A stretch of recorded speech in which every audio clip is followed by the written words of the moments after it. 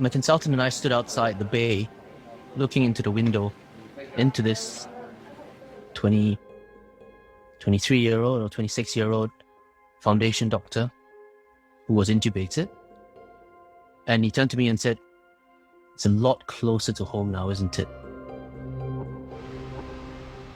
For the first time, you actually feel a sense of fear driving into an empty street in a usually overcrowded area of medical hospitals, into an empty car park, entering a building where for the first time you're afraid of going into work. And for the first time you know you may be afraid of the patients you're taking care of.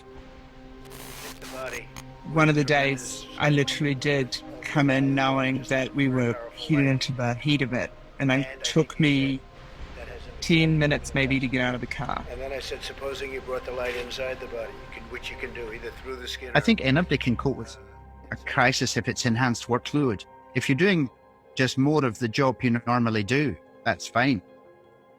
You just get tired, you get exhausted. But this was involving the personal threat. I know we're going to lose patients, and I've spent my whole career losing patients.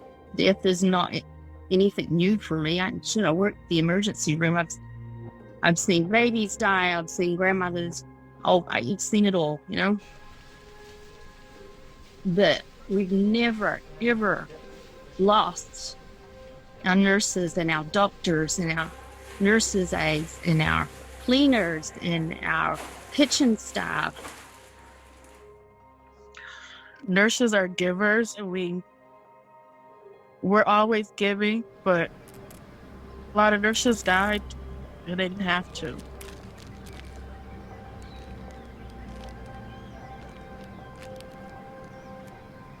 Honestly, I used every tool I've learned, knowing you're going in to face an unknown enemy. And that, do you really have the skills to be able to do it well? So the way I balanced the fear was to say I got a sense of purpose. And I gave up the sense that I had to have it all right all the time, but rather it would just be good enough.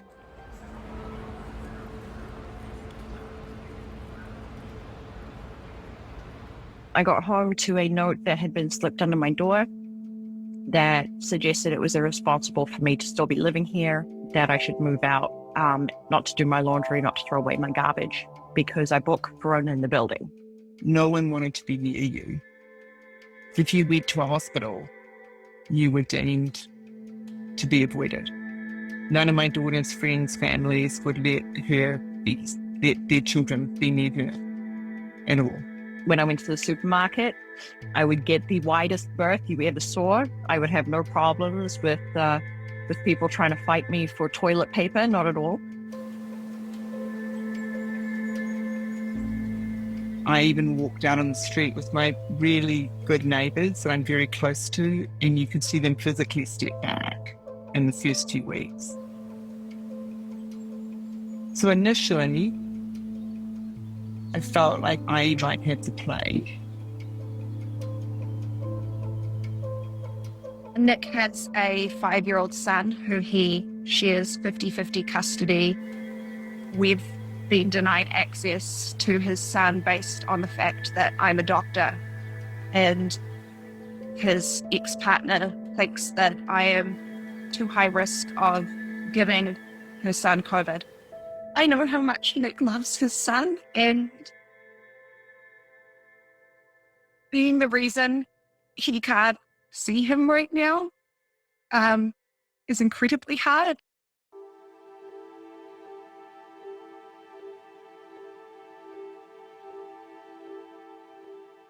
For me, the most stressful thing was having to decide who could live and who could not. There was no guide for you to follow. You just had to look at the patients, make a list with all their health issues, with their age and with their, trying to estimate their survival possibilities. And according to that, you had to make a decision. It really annoyed me at the start of this when people said, oh, it's old and sick people are affected by this, so, we don't need to worry. And what are we? Is this Logan's Run? How did we suddenly put a value on someone's life? How did we suddenly decide that it's okay that if only, older people died? It got harder and harder to breathe. I started coughing. Then I started getting a fever. When it started getting where I couldn't breathe, it was like harder and hard for me. We went to the ER and they took me in right away. I could hear the doctor saying, oh, we're going to have to intubate him. It was quite scary.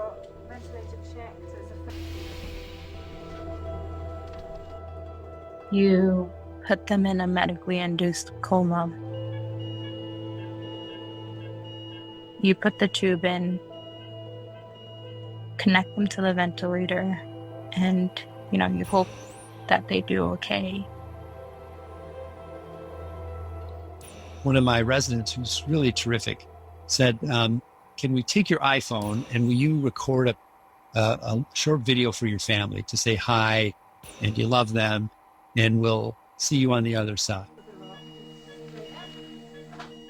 And I was so impressed with, in the middle of the medicine, thinking of the medical part of it and the complexity of the medicine and the sickness of this patient and the medical care, this resident had the presence to sort of make this humane gesture that was really impressive.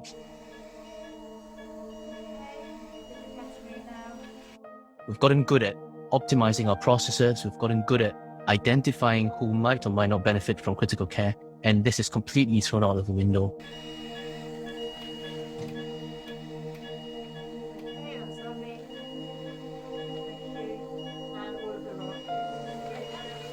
We have seen patients who we have thought about withdrawing on for a week, and they have suddenly gotten better. We don't really know why. It begs the question whether we would have withdrawn on some of the other previous patients we withdrew on.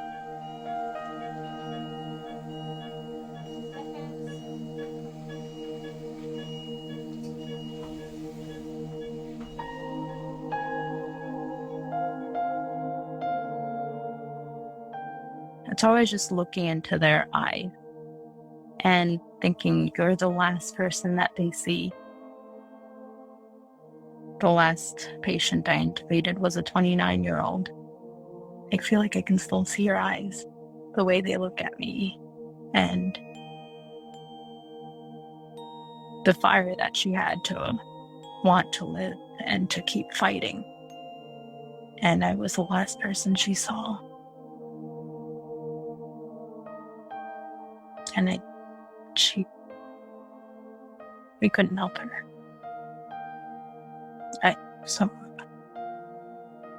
I closed her eyes and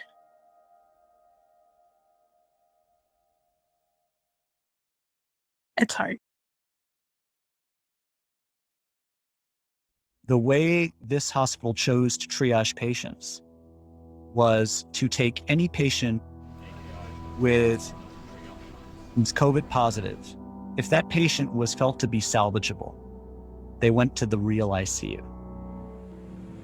If they were felt to have a very poor prognosis, they went to the pop-up ICUs, the surge ICUs, where they were taken care of by people like me. And the medicine we practiced was disaster medicine. It was one big room with HEPA filters blowing out the window that were like jet engines. You had to scream to talk to the people around you.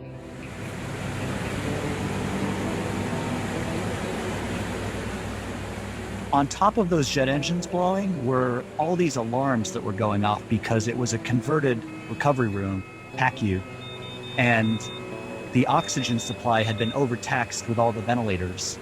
At first, it was so misleading because we got the first cases, and that didn't mean that they were the sickest cases. They're just the first. And we need it.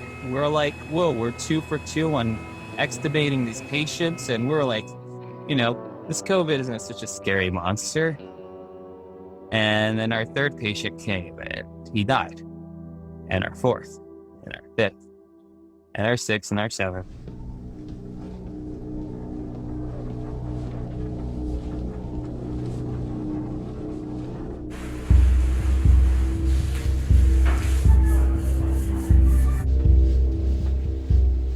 Monday I show up and literally the first thing that I see is teams of people in hazmat suits looked like they were going to go into a nuclear reactor.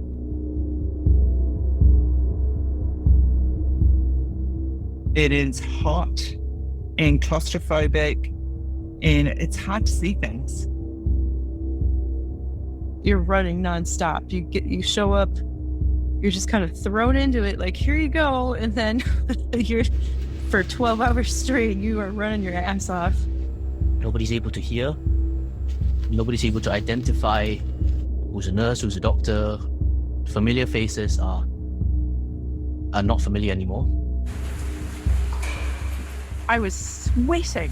Every part of me was sweating. And then at a certain point, my goggles started fogging up as well. And you can't touch your face. Sometimes you cheat and you go like this. So you don't have like this face shield cover you. You go like this. And, you see them that way. I was quite nervous about whether I would be able to put on and take off all of the PPE properly. I was convinced that taking it off, I would somehow contaminate myself. Sometimes we would try to conserve PPE by seeing multiple patients in a row. So we would let everyone know that we're cycling in and out of rooms and that when we come out, you should stay away. A lot of patients stayed on the ward after they'd passed away for quite a long time in these 4-bedded bays because, they couldn't find body bags for them or there wasn't any room in the mortuary.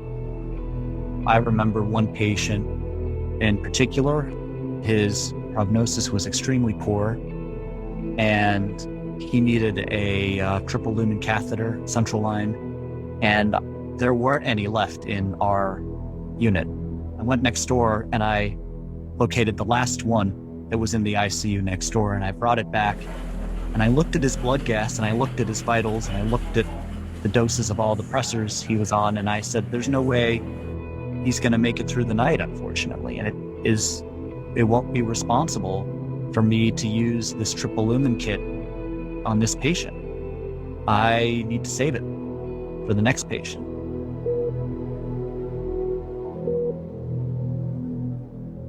Even if you thought you had secured a supply chain, you hadn't. During the time that I was in the ICU there, we seemed to have enough hydroxychloroquine to put every patient on. A lot of good it did them.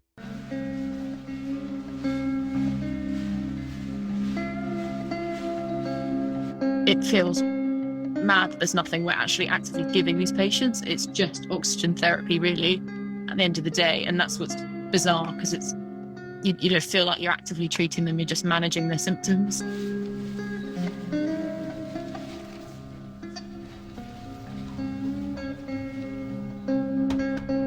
We would intubate them, and then we would just wait because there was no treatments.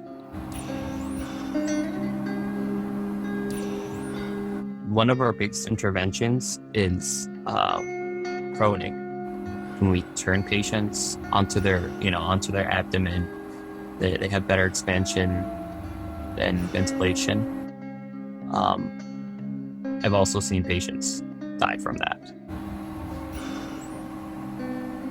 You're trying to do the best you possibly can, and it just seems that almost at every turn that this is bigger than you, and that whatever you learned sometimes works and sometimes doesn't, and it just feels very out of control.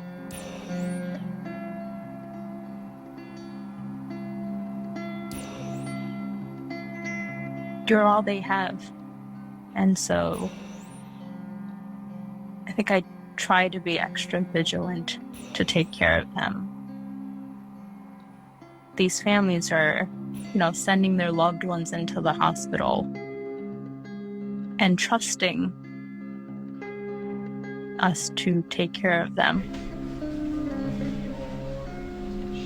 It's just awful. It's because they're saying goodbye. How do you ask the family to leave? And if you give them an extra 5 minutes, would that matter? I'm not a bouncer, but I am a nurse and I have to protect who I can.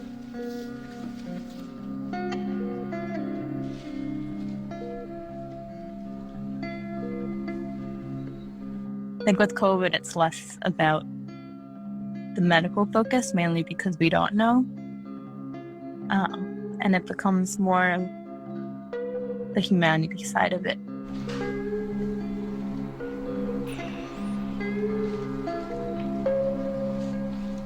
Thank God we were able to touch them, so even with gloves, I was able to touch the hand of the patient, making them focus on the heat that was coming from the hand, stuff like more anchor in the sensation that they could have.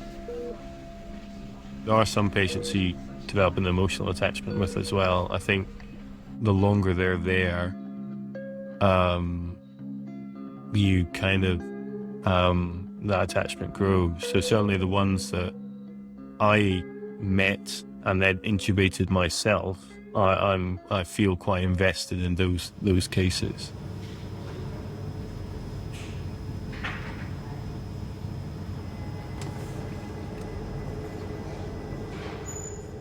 It's very easy to make people suffer in ICU. It's very easy to draw out the dying process. So you have to check yourself to make sure, if you are carrying on therapy, it's the right thing to do as well. For some of these long-stay patients, it almost feels like a relief that we are actually allowing them to die when they've gone into multi-organ failure already. The issue that I remember troubling us, that we spent a lot of time talking about as a team, was CPR. Because CPR is a high-risk procedure. You take a bunch of healthcare workers, you put them elbow to elbow, do chest compressions, you sometimes unhook the ventilator, you do all these things that increase the risk of doctors or nurses or techs getting infected, where the exercise that is high risk is medically futile. I'm doing chest compressions and I suddenly realized that the airway is completely open. My brain clicked out of just doing my job moment, this kind of instinctive thing, into a, what the hell are you doing? His airway is open. Doing CPR has never been a personal risk. It's been exhausting, but it's never been frightening, because you think that every time you do a chest compression, you're aerosolizing virus. I've never experienced that fear before while doing chest compressions. It haunts you.